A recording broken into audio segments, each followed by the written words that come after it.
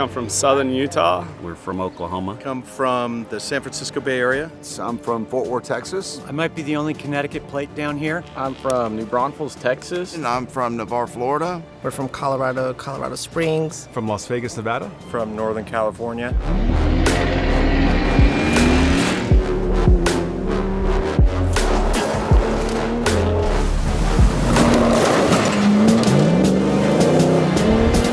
I was in need of a pickup truck back at home, and I needed a Raptor. I started looking around and found Trey's group, Texas Raptor Runs, and Baja Raptor Run was something that I thought would just be great. I got a 24 Raptor, 35, put 37s on it, so running stock as can be. Dreaming of coming down here for over 10 years, and man, it's special down here. It's something else. Exceeded every expectation I could have ever had, if not more. I've been going to Texas Raptor Runs for years. I think my first one was 2016 or 17, and you know, just natural progression. Just always heard about them throughout just being around this group of people, and finally was able to make it happen. I've been doing Raptor stuff for, I don't know, 6-7 years. Bought my first Raptor in 2018, and one of my buddies was kind of being a smart ass and was like, you know, oh, you do Baja now? And I was like, you know, maybe. And so I just Googled it. I was like, Baja Raptor, and I came across one of Trey's videos. I told my wife, I was like, watch his video. I got to do this.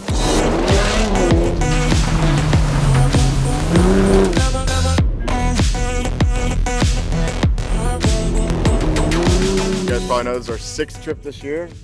We're excited to be here and take you guys down. It's always great to see a bunch of new faces and familiar faces. We're gonna have a lot of fun. Today we're gonna do a whole bunch of really fun dirt roads.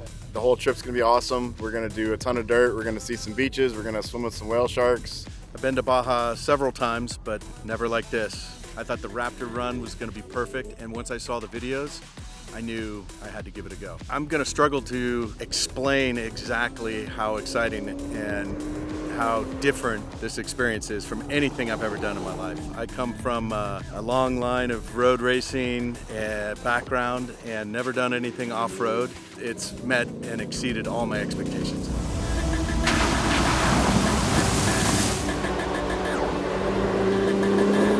It's an adventure, you know, we're getting to do all sorts of things from off-roading, there's some highway driving, but we're getting to do all sorts of other experiences as well. We're getting lots of beach time, we're getting some fantastic scenery, we're seeing you go from cactus to suddenly you're in an oasis in the middle of nowhere. It's a large spectrum of what we're getting to experience.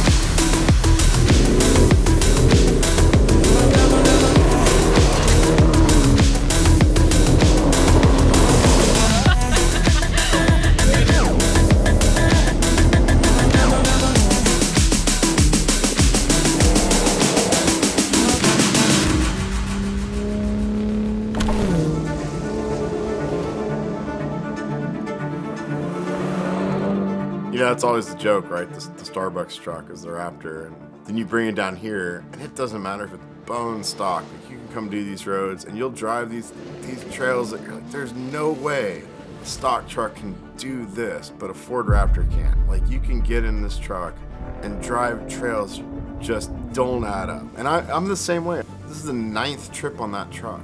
Like, and I beat the crap out of the thing. It just keeps going. And like, Ford really did an amazing job building a truck out of the factory, can take you on adventures that'll change your life. And it's like, I don't know a better way to put it than that. Like, there's nothing else that any manufacturer has built that can just take you out and do things that will change your life. I brought a new truck this year, a 24 37 package. It's been amazing. I'm super happy with it. They're unbelievable trucks. They can handle more abuse than most people think.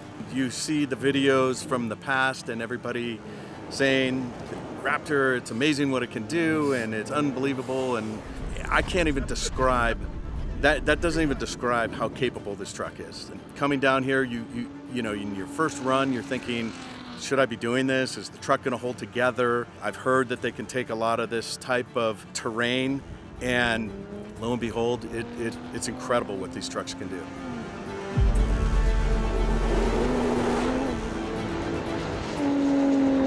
Ever since the Gen 1 Raptor came out, you know, I've always thought that they were really amazing trucks. We've seen them push it through the Baja 1000. Obviously, at that time, I was in the military, couldn't really afford it. But once I got out the military, you know, I had a good stable job. I placed an order on a Gen 2 right when they were coming out back in 2017.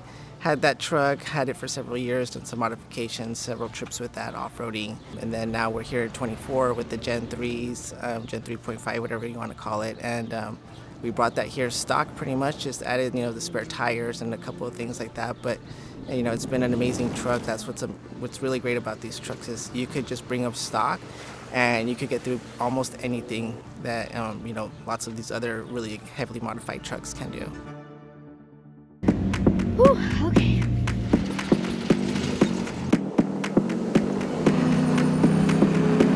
The fast dirt days are always some of the funnest days, but the technical stuff really tests your driving abilities as well. Push the limit on the car speed-wise, so lake beds to warm it up. Kind of wish we could go back because I'd like to try throwing some turns in rather than just going straight fast. Some bumps, a little reticent at first, so learning to use the shift paddles in full Baja mode, that's cool. Definitely bottomed out a couple of times. Next on the to-do list is probably going to be bumps. Hit one of the whoop-de-doos, they call them vados down here. Came down on the front, so tested out the skid plate, that works. I have a little bit of racing background, so I've been in the terrain, I've raced side-by-sides. I've never had a full-size truck in this environment, but yes, they give you all the pointers, you know. They tell you how to drive the truck, which that's necessary, especially if you haven't driven out here before. You're not going 100 down these roads, maybe sometimes, but not full-blown, you know, you're not ruining your truck. I think it's cool they get to call everything out prior to you getting to it. You know when to slow down. Like I said, I'm doing it again. In July, we started a new concept for the family-oriented trip to come down here and people bring their kids. And it turned out to be a fantastic success. John, one of our repeat customers, last time he came with his teenage son, and the two of them came and had a great time last October. And this time for the family trip, he also brought his wife and his daughter. We brought 2 Raptors because the last time we were here, Caden wanted to drive most of the time, and I didn't get a lot of driving time. Mandy, from what I'm told, was gripping the armrest pretty tight, not quite as confident of Caden's driving as Caden was. I'm not really a good passenger. I'm a terrible passenger, but it's amazing whether you're the driver or passenger or in the back or wherever you're at. I mean, it's still, you know, the turns and the roads and the, you know, different things that you get to see on the way is amazing. So no matter where you're at, you get a great view. We're gonna have to see some GoPro footage from inside the truck, her yelling at Caden. Caden, don't do that. Go, Dad, go! She's a great cheerleader. She's not scared. She's been with me off-roading a lot. Normally, as a family, she's in the back seat. Mandy usually rides in the front seat with me. Chloe's in the back. So she's always been back seat passenger. And this time she gets to be right up front with the action, talk on the radio, and help me navigate, and she's having a blast. We may have to bring a third Raptor next time so Mandy can drive. I mean, this is not a male-dominated activity, you know. On this trip, we had men, women, we've had families, children. Seems like everyone has enjoyed it. You know, the kids have been great. They've all gotten along with each other and had a great time. And for them to learn about a different culture, you know, is always great. A lot of times families don't get to go on trips, so that's why I did this trip, because it's in the summer and he decided to make a family trip for families to come down. There's a lot of opportunity for friend making on this trip because it's a family trip. So I had the chance to bring down 2 of my 3 daughters, and I even brought my mom to come down. So this trip this week with my 2 young daughters and my mom has been really cool. My kids had way more fun than I did, and I had a blast. My youngest daughter's 5. I think she's one of the youngest people to ever come on a Baja Raptor run before. She'd never seen the ocean before, and so her first day, she ran up, ran back, ran up, ran back, ran back. Then like 5 minutes later, you couldn't keep her out of the water. My wife was a little nervous about letting me take 2 young kids down here, especially our youngest, but for what the things that my kids have had the chance to experience, You can't buy these kind of life lessons. The things they've done, the things they've seen this trip, you can't get this anywhere else. It's just a life lesson. You have to go do it at least once. I never thought that I would enjoy having the kids along as much as I have. It's really been a joy. Being able to see all these other kids interact and play with each other has just been fantastic. They made instant friends that I hope are long-term friends, and maybe will be second-generation Baja Raptor Run customers in the future. I'm really glad that Texas Raptor Run finally put on a family trip. I know it was a discussion for a while, but sign me up for the next one, sign me up for the next 5, sign me up for the next 10, because if this is going to be a yearly thing, I'm more than happy to bring my kids down here. One of the things we try to do at Baja Raptor Runs is make each trip a unique experience for all the clients. So we tried a few things this trip that have made a big difference. One of them was we had dinner on the beach in San Juanico. Our host at Scorpion Bay Hotel laid out tables and string lights and brought the food down, and so the kids got to play in the water on the beach while we were getting ready to have dinner.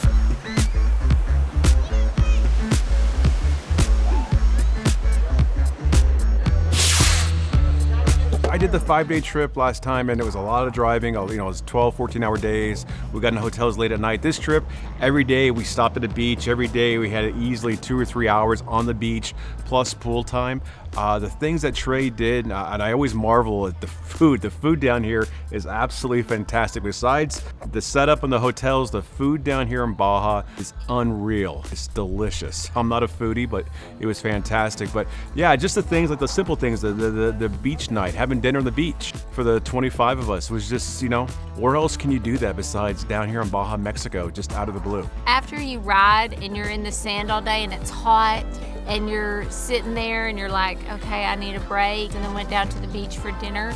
It was amazing. The temperature was so good, and the breeze, and like the other kids that came up and played, and like their families and stuff. It was like we were from there, and they were just all hanging out with us. It was the best beach dinner I've ever had. The kids were having a blast. They had dinner, but they were still playing out on the beach, and we had a lot of the kids from the community actually come out and start playing with the kids. It's just amazing getting to see them experience this, seeing the other kids from the local villages just so excited and playing with our kids. It's amazing. We spent about 6 hours out on the beach in San Juanico on our rest day. It was a rest for the adults, but for the kids, they kept going on and on and on. You know I don't play right. I'll put up a good fight. Just give me the word. When we went to the beach, I played soccer, I played football, I played frisbee, and I surfed. They played frisbee, they surfed, they swam, went up the bluff in the sand dunes behind us where we were sitting, and climbed and slid down the hill. It was exhausting just watching them. You know I don't play. You know I don't play right. I'll put up a good fight. You know I don't play. Octavia was teaching us how to surf, and we learned how to surf that day. We got to go surf in the water, and the waves were really good. Both of our kids tried it. Neither one of them was really great at it, but they tried. They had just as much time like hanging out with the locals and enjoying just the different things that you could do and learning to surf. And I mean, they loved it as much as we have and enjoyed every minute of it. My kids have never surfed before in the ocean, and Caden gave it a shot, and pretty well, the ocean chewed him up and spit him back out. He was done pretty quick, but Chloe, she was adamant she was going to make it happen.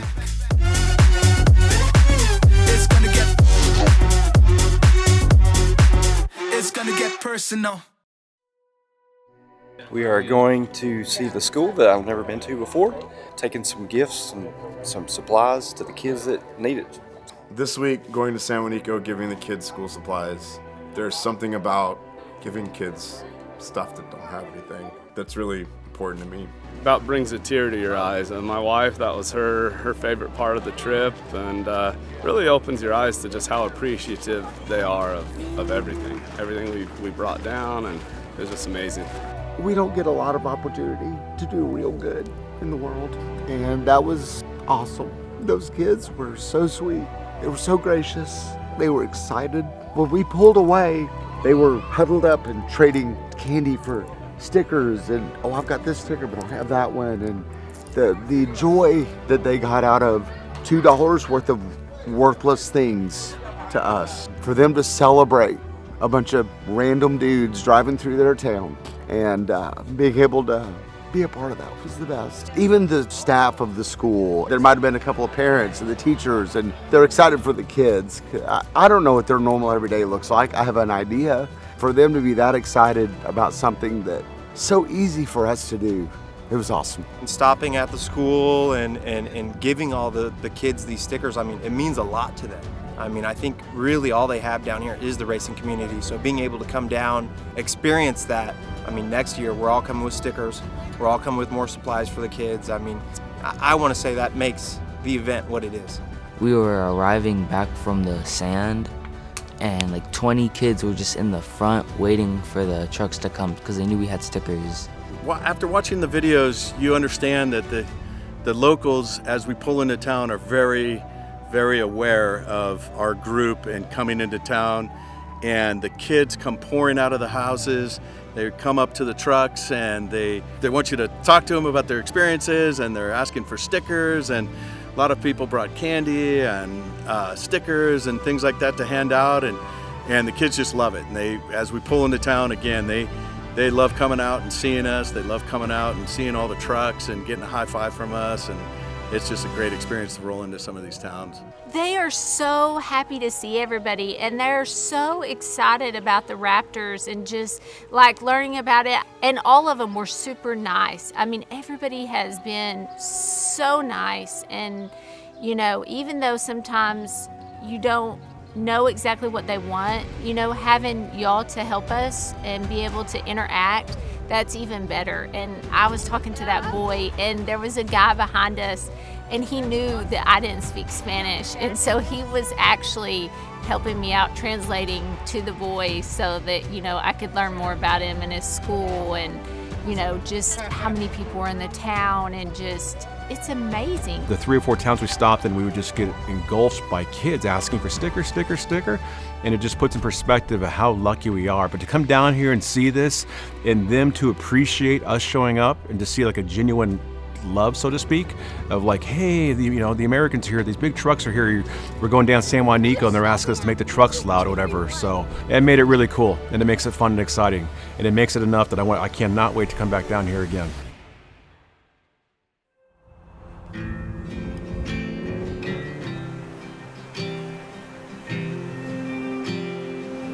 When we started all this, it was just people I knew from coming to some Texas Raptor events, and over time, like, it's just, we've added a bunch of people to this group, and I've made so many wonderful friends, and like there has been this sense of community and friendship, and just awesome people that I never would have met before, and the same for them with everyone that they've got to be a part of. And it's really turned into this like community and culture, and getting to show those people Baja, and like I look forward to coming down here to get to see my friends, and like it's been such an incredible thing, and that's not never what I would have expected when we started doing these. I didn't expect to grow this family that I've grown, but like it's turned into that, and like that's what I'm most appreciative about.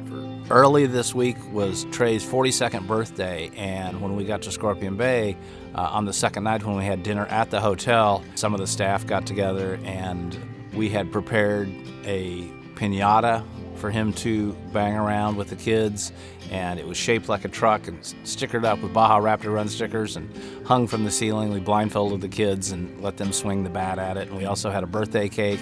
We had a band. We sang happy birthday to him and had a cake, and it was a lot of smiles all the way around. Trey was very happy about that.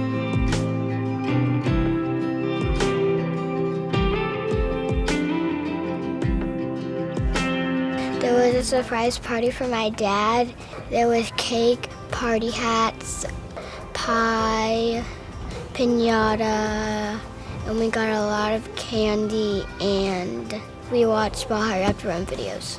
Trey was absolutely shocked, and you could tell on the look of his face he was very happy But the great part, it wasn't just that. The kids got to experience it as well. They had the piñata and they had the kids breaking the piñata. So it was really fun to get to see that and seeing the kids having a good time as well. Trey's birthday was so fun, which celebrating Trey, I just met him, but he is really amazing, which everybody's amazing. It was so fun just to see him happy and excited and to see the cake. Everything was perfect. The food's been perfect.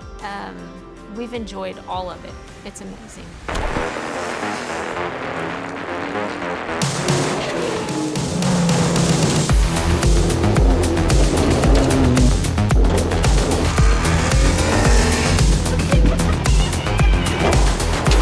The lake bed, I thought, oh, these guys are just gonna smoke me on the lake bed, and they did, but not as bad as I thought, you know? And I think that was the first time that I realized, like, okay, we're down here to drive for real, you know? And that was a lot of fun.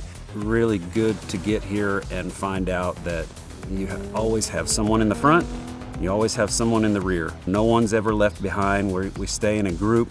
We're not always close together. We may be 10 miles from the first truck to the last truck, but we're still traveling as one. I never have felt unsafe or lost. If I had a problem, there's always someone right behind you that could help if you need help.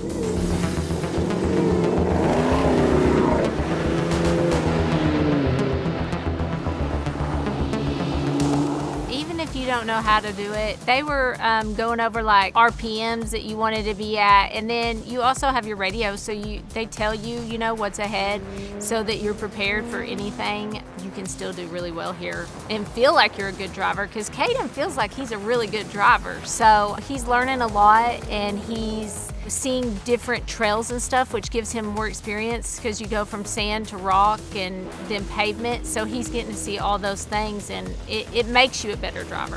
What I love about this is that there's all experience levels out here. You know, you could come, it could be your very first trip out here, it could be your very first time off-roading with your Raptor. So it's not a competition. We're all here to have fun, enjoy the scenery, enjoy the off-roading. Trey will take several stops to make sure everybody can catch back up. We'll take breaks, things like that. You don't have to be concerned about what your level of off-road driving is. You could come if you just bought the Raptor and you come straight here. One of the things that's great about running with a group, if you have the support of the group, you have people with similar backgrounds that have never done this before. You have people that have completely stock Raptors that are out here doing this for the first time, like myself, and everybody can communicate about their experience levels, and it gives you the confidence that, hey, I don't have to be a professional driver. I don't have to have off-road experience. I can come down here with my truck in stock condition and have a perfectly good time. Baja Raptor Runs is thought of primarily as an off-road experience, but there's so much more to it than that. The old Spanish missions, I think that we've seen 4 so far on this particular trip. San Ignacio, we saw one in Mulegé, we saw one in Loreto, and another one in San Javier. Each one of those is different and gives a keen insight into the history and the past that developed Baja California. You know, you watch a video on YouTube and you're just like, oh, I've seen that, I've done that. But when you show up and you actually like touch where some of these people have been, or the missionaries and all that, you get to be where, I mean, so much history and so much, I mean, just even this walkway. I mean, you know, how many people have came down this, and you get to touch it and like be a part of it. You are the YouTube video, you know, and that's amazing and so different than just seeing it. You get to actually experience and touch it and be it. If somebody gave me a lot of money and said, build this again here, I wouldn't even know where to start. And they didn't have any money. They just had people and a desire and resources and a goal behind the missions. For me, that's what it kind of felt like, was if there's great purpose behind what you're doing, it can be done. If it's just being done for money or pride or something along those lines, it's probably the wrong thing and it probably won't get done. So I thought the missions were stunning and beautiful. The reason behind the missions and then the execution of making them happen was the thing that stuck out the most to me. The streets around the missions are pretty. The courtyards are pretty. It's because of the mission. I think they were really cool. I enjoyed the mission. It makes you feel so small going inside one of these missions that was built hundreds of years ago and is still standing. Not only that, I mean, the fact that the second mission we went to, every Sunday they have 200 people that go there I haven't seen 200 people since we've been here, right? So that's pretty amazing. I mean, you know, back in California or even the States, I mean, not everybody is that involved in the church. And I mean, it's important to them. We're at a mission right now, and there's a lot of cool stuff behind the mission, like there's streams, mango trees, and palm trees, and a bunch of other trees. There's water here because there's a lot of trees in this area, so they put that so the trees could get the water. Second oldest olive tree in North America. It was planted by the missionaries when they first came and established San Javier as a mission 325 years ago. And it has grown and it has stopped producing because it's just gotten so old. The missions have definitely stood the test of time, 300 plus years, and they're still standing. It's unbelievable.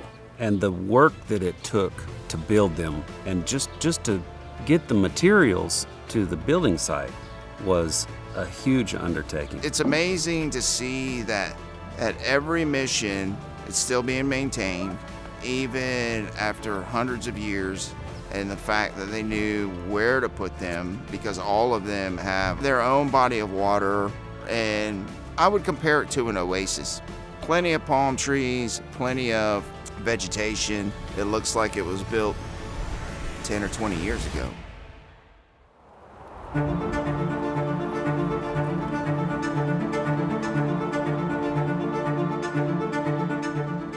We took a side trip down to Agua Verde, the bay on the Sea of Cortez, south of Loreto. And as we've talked about, Baja is an adventure, and especially when you're driving off-road. And not everything goes exactly as planned. And one of the customers hit the side of a mountain with his Bronco and changed the way that the rest of the day would go for some of the people. Bronco stopped. Boogie got in a wreck. What happened? Passenger side tire is completely off and folded underneath the fender. We were just chugging along there on the hillside, nothing crazy, just kind of moseying along, and we get a call that Bronco is wrecked. Me and my driver look at each other. How do you wreck on the side of a mountain? You're gonna fall off a cliff. You won't be able to make that call. And as we're hearing that call and deciding what's going on, we crest the hill and there's the Bronco sitting sideways, almost off the cliff, wheels tucked up under the side. And our first reaction was back up.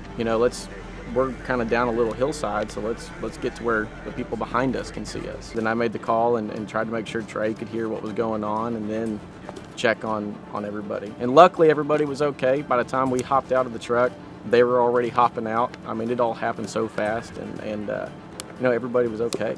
So that was the biggest deal. What I tell everyone on the first driver's meeting the first morning, things down here can go wrong like that. And it's like in an instant. Everything is great, you're having the best day of your life, and then something goes wrong, and it's so quick, and that's it. Like, the thing's gone wrong, and now we have to solve that problem. But having a good attitude and being willing to help figure that out, like, it makes a big difference. But that's the thing about Baja that's a little scary, is like, it is not a forgiving place. Like, the second you put your guard down, the second you think you're doing, like, everything is great, Baja's gonna make you learn. And usually if you're lucky, it's a scare. If not, it's a wrecked truck. But things go wrong down here in an instant. Back home, I'm the guy that has to fix stuff. And when I hit that rock, it was very uncomfortable because I knew I couldn't fix it. I didn't know what to do. I didn't know who to call. I didn't know the solution. I didn't know what the next hour, 6 hours, 12 hours, 2 days would look like. And I got really rescued. It's one of the most monumentally difficult things I've ever been a part of. And it makes the other stuff easy. It makes the other stuff like, okay. The rescue mission was amazing.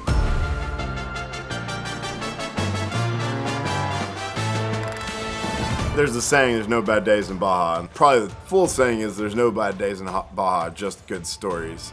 And what will start as in your head's a bad day, at the end of it will come out to be a good story.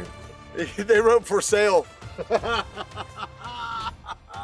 We were joking earlier that he hit that wall with a smile. He didn't let that bother him. He didn't let it bug him, didn't let it get to him. He knew that vehicle was just an item, and the lives were more precious, and both him and his co-driver were perfectly fine.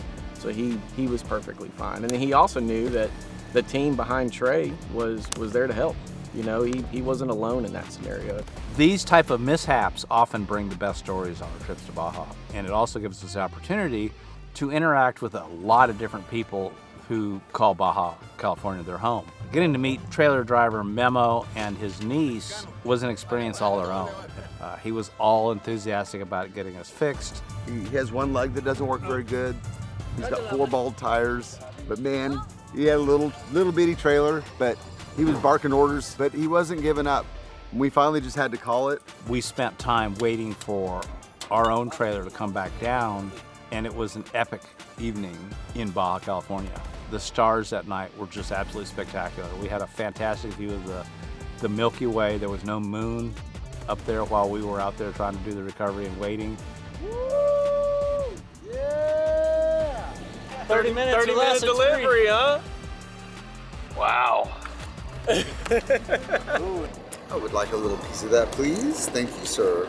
We used Trey's original Gen 1 scab, the extended cab Raptor, to up in the front to kind of help pull that Bronco up, and then we used marks in the back to anchor it, because if without those anchors, if anybody messed up, that Bronco would have just tumbled down the hill, and that would have been a horrible day, especially with Jason being in the truck, you know, working the throttle.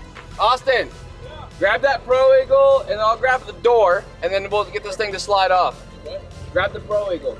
Hudson really, you know, took control of that scenario and guided everybody in the right direction and gave good calls and put people right where they needed to be. I know, but as it literally, just this thing stationary with it spinning is going this way. And if we were one guy short, one truck short, one strap short, one jack short, we wouldn't have been able to do it. And we figured it out, and it was not easy. And I had very little to do with the outcome. I was just, tell me what to do, and I'm gonna do it. If I could go back and decide, I would not have decided to have that experience, but I wouldn't change it.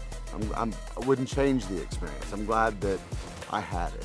I wouldn't choose it, but I'm not upset that we got to have that experience together. No one ever made me feel bad about getting them stuck on that mountain for 12 hours too. It was just, we'll get it figured out. We've all done it. We've been here. This is what it's about. When we had the incident this time with the wreck on the way to Agua Verde, I mean, it was 10 a.m.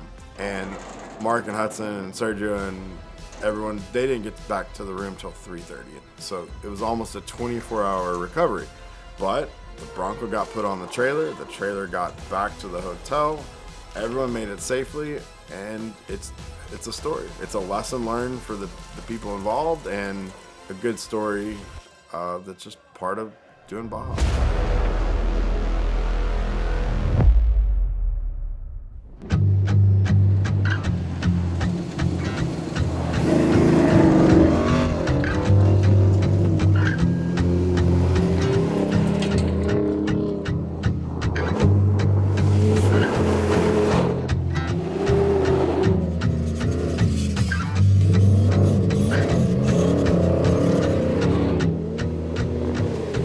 On our way south out of El Arco, we stopped at some cave paintings and climbed up the hill so that the customers could see the artwork I did 30,000 years ago.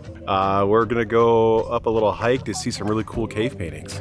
There's some early man stuff. It's nice, it's hot, not an ounce of air blowing, so it'll be fun. I was able to walk up to the cave paintings and see them, and that is something that you cannot pass up. You definitely have to go.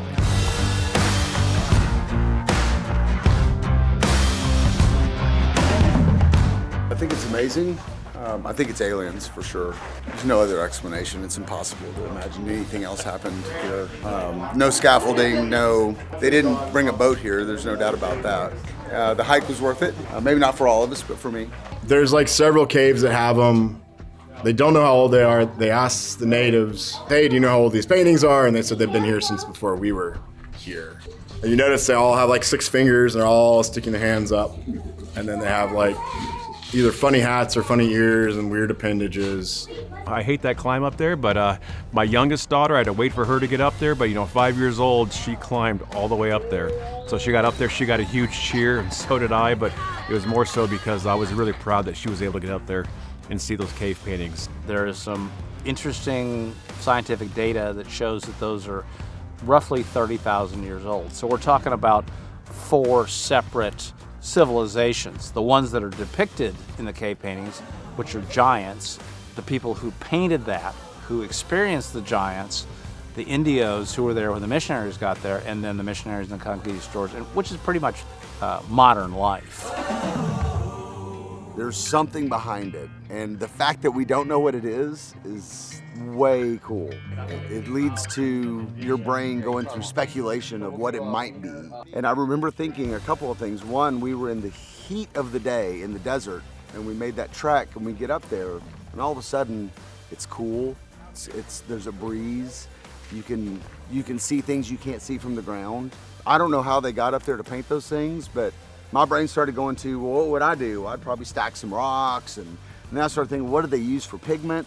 You know, what can you put on a rock wall that lasts tens of thousands of years? Like, I wouldn't even know what to use now. If you sent me to the store and said, go buy some stuff, we're gonna paint a rock and it's gonna be there in 10,000 years, I'm like, I got nothing. There was a strange reverence among the group. You know, we've been doing a lot of stuff that's boisterous and loud and fun, and everybody's here to have a good time, but we got up there and it seemed like, almost like you're in a church. Really cool. Yeah, cave paintings were awesome. Coming down to Baja with your off-road truck, this isn't something you'd think of. You know, stopping and enjoying the nature and what this country has to offer as far as nature. So hopping on some boats and running 3 or 4 miles offshore and coming up to an island and swimming with some sea lions and chasing some dolphins through some bays. And I've traveled all across the country and never experienced anything like that. You know, I can't think of anywhere in America where you can get experiences like what we had today. Bahia de Los Angeles is a beautiful place in the Sea of Cortez, about halfway down the Baja Peninsula. It is a place incredibly rich with wildlife. It has tons of different species of animals. Almost everything you can possibly see in the North Pacific, you can potentially run into in the ocean out here. The best thing about this time of year is we get whale sharks. Hopefully we'll find some and go swim with them. And yeah, that's the goal, see how it goes. One of the adventures we planned on this trip was in the morning while we were in Bay of LA, we were taking a boat out to go swim with the whale sharks, which were in the bay. On the way out to find the whale sharks, we also found a huge pod of dolphins, and we spent about 40 minutes running with them in the boats. There were probably like 100 of them, and I mean, they were just jumping up. I mean, it was so like amazing. I mean, you can't even really put enough words to that. I've never seen that. Like, we've been around dolphins before, but I've never seen what we saw. And then seeing the sea lions and getting to swim beside them, the kids getting to swim beside them, that was amazing. It was amazing. They were right underneath us. The dolphins were something that I cannot explain. I've lived in Florida and we see dolphins all the time, but I've never seen that many dolphins in a single location ever in my life. The dolphins were jumping high, really, really high. I haven't seen dolphins before.